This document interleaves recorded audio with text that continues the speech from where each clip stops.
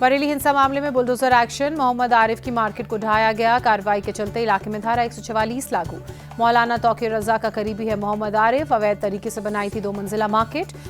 बिहार के सीतामढ़ी में संदिग्ध गौमांस पर बवाल, लोगों ने 3 गौ तस्करों को पकड़ा। हंगामे के बाद इलाके में हालात तनावपूर्ण। पुलिस ने हवा में 10 राउंड फायरिंग की। बवाल के बीच मौके से फरार हुए 2 गौ तस्कर, एक को थाने ले गई पुलिस।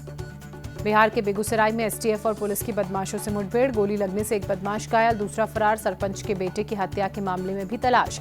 25 नवंबर को नीतीश कैबिनेट की पहली बैठक, नई विधानसभा का पहला सत्र बुलाए जाने के फैसले पर मुहर लगेगी। 19 साल बाद नीतीश कुमार ने गृह मंत्रालय का पद छोड़ा। पहली बार बीजेपी के पास गृह विभाग, डिप्टी सीएम सम्राट चौधरी बिहार के नए गृह मंत्री बने। बीजेपी को गृह विभाग मिलने पर प्रदेश अध्यक्ष दिलीप जायसवाल ने कहा, कानून का शासन हमारी प्राथमिकता। नीतीश जी ने इस काम के लिए बीजेपी पर भरोसा किया। सम्राट चौधरी को गृह विभाग मिलने पर जेडीयू का पहला रिएक्शन, अशोक चौधरी ने कहा, नीतीश जी ने कुछ सोचकर ही उन्हें इतनी बड़ी जिम्मेदारी दी है। जेडीयू नेता नीरज कुमार ने कहा, नीतीश कुमार के लिए कोई पोर्टफोलियो मायने नहीं रखता। नीतीश कुमार इस सरकार के सर्वे सर्वा। नीतीश कुमार के पहली बार गृह विभाग छोड़ने पर आरजेडी का तंज। प्रवक्ता मृत्युंजय तिवारी ने कहा, बीजेपी ने नीतीश जी को सीएम तो बना दिया, लेकिन कद उनका घटा दिया। मुख्यमंत्री नीतीश कुमार से मिले कृषि मंत्री रामकृपाल यादव। मुलाकात के बाद बोले, नई जिम्मेदारी के निर्वहन के लिए उनका आशीर्वाद लेने गया था। चुनावी नतीजों के बाद बिहार के अमौर में ओवैसी की रैली, कहा, नई सरकार को बधाई, हम सहयोग करने के लिए तैयार, लेकिन सीमांचल को न्याय मिलना चाहिए। शर्मनाक हार के बाद कांग्रेस की मुसीबत बढ़ी, बागी नेताओं और कार्यकर्ताओं का पटना में धरना। राजेश राम और कृष्णा अल्लवरू को टिकट चोर बताया। टीएमसी विधायक हुमायूं कबीर के बयान पर यूपी के डिप्टी सीएम केशव प्रसाद मौर्य का पलटवार, कहा, बाबर के नाम पर एक भी ईंट नहीं रखने दी जाएगी, देश से घुसपैठियों को चुन चुन कर निकालेंगे। अखिलेश के एसआईआर वाले बयान पर ब्रजेश पाठक का पलटवार, कहा, एक ट्रांसपेरेंट लिस्ट होनी चाहिए, जो हर नागरिक की ड्यूटी। इलेक्शन कमीशन उसी दिशा में कर रहा काम। दिल्ली में इंटरनेशनल हथियार तस्करी गिरोह का भंडाफोड़, आईएसआई से जुड़े हथियार तस्करों के गिरोह का खुलासा।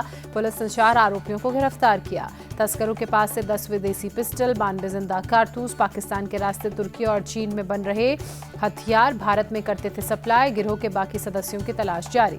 उत्तराखंड के अल्मोड़ा में जिलेटिन रॉड मिलने से हड़कंप हुआ। स्कूल के पास जंगलों में मिली 161 जिलेटिन छड़ियां। पुलिस ने अज्ञात के खिलाफ मुकदमा दर्ज किया। फरीदाबाद के धौज इलाके में पुलिस का सर्च ऑपरेशन, बाजार और लोकल दुकानों में हरियाणा पुलिस ने तलाशी ली। दिल्ली ब्लास्ट केस में अल-फलाह यूनिवर्सिटी की जांच में चौंकाने वाले खुलासे। पूछताछ में 12 से ज्यादा स्टाफ ने अलग अलग बयान दिए। ब्लास्ट वाले दिन से कई डॉक्टर्स और स्टाफ ड्यूटी से गायब। संदिग्धों के social media accounts deactivate, phone भी बंद। 2 लाख से ज्यादा रकम वाले कई बैंक खाते फ्रीज किए गए। फंड ट्रेल, कॉल लॉग और चैट हिस्ट्री की जांच तेज हुई।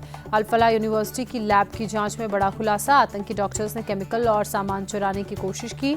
कांच का सामान, अमोनियम नाइट्रेट भी चोरी हुआ था। दिल्ली ब्लास्ट मामले में गिरफ्तार आतंकियों से पूछताछ में खुलासा, मुजम्मिल और उमर ने कश्मीर में अस्पतालों और गेस्ट हाउसेज में रेकी की थी।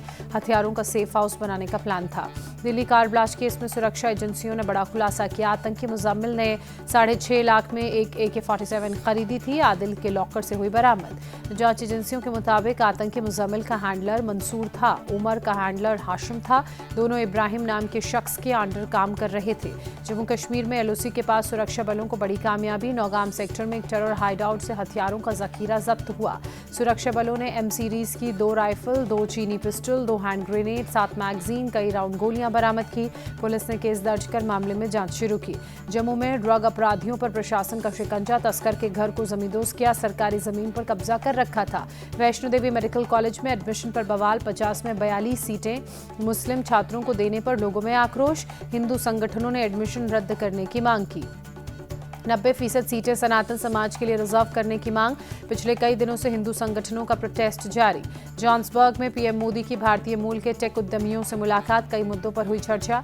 पीएम मोदी ने भारतीय उद्यमियों के साथ मुलाकात की तस्वीरें सोशल मीडिया पर शेयर की। भारत के साथ संबंधों को और गहरा करने की अपील। पीएम मोदी ने भारतीय उद्योगपतियों के साथ फिनटेक, सोशल मीडिया प्लेटफॉर्म और कृषि, शिक्षा के अलावा स्वास्थ्य जैसे क्षेत्रों पर भी बातचीत को सार्थक बताया। साथ में मिलकर काम करने के लिए कहा। सत्य साईं बाबा का शताब्दी समारोह, राष्ट्रपति द्रौपदी मुर्मू ने शिरकत की। आंध्र प्रदेश के सीएम चंद्रबाबू नायडू भी शामिल हुए। इम्फाल पहुंचे आरएसएस प्रमुख मोहन भागवत का बड़ा बयान, कहा, हिंदू खत्म हुए तो दुनिया खत्म हो जाएगी। भारत एक अमर समाज और सभ्यता का नाम। अयोध्या में ध्वजारोहण महोत्सव का अनुष्ठान जारी। राम मंदिर में वैदिक अनुष्ठान का दूसरा दिन 24 नवंबर तक चलेगा अनुष्ठान। 25 नवंबर को पीएम मोदी ध्वजारोहण करेंगे। कार्यक्रम में 7,000 से ज्यादा लोग शामिल होंगे। दिल्ली में प्रदूषण का कहर जारी। इंडिया गेट के आसपास AQI 370 के पार, आसमान में छाई स्मॉग की चादर।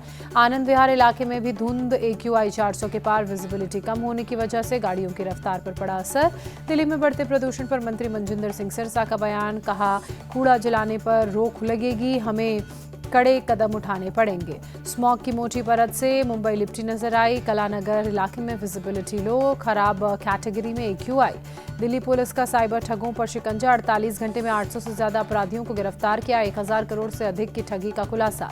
पुलिस ने 4317 संदिग्धों से पूछताछ की। 509 को नोटिस जारी किया। ऑपरेशन साई हॉक के तहत कार्रवाई। जयपुर पुलिस की बड़ी कार्रवाई। फर्जी कॉल सेंटर्स का खुलासा। दोनों सेंटर से 60 लोग गिरफ्तार।